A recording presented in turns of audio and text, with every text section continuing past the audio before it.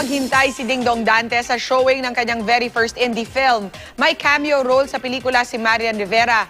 Totoo naman bang magpapakasal na ang dalawa this December? Makichika na kay Lars Santiago. Excited na humarap si Dingdong Dantes sa presko ng pelikula niyang Dance of the Steel Bars.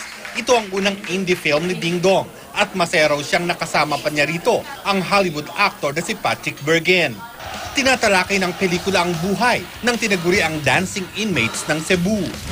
Puring-puri ni Dingdong ang mga direktor niya ang sina GMA News producer Cesar Apolinario at Marnie Manicad.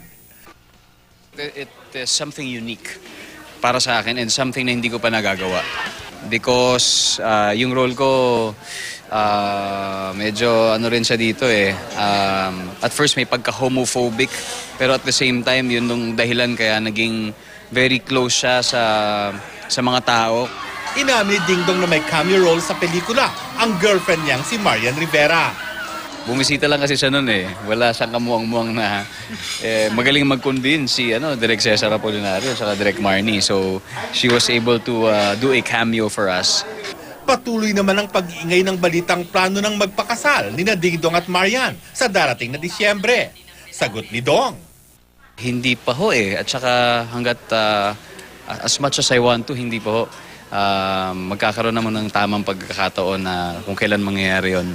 And if ever that happens, it will come from me. Diba? At saka sa akin magagaling po yung confirmation. War Santiago, updated sa showbiz happenings.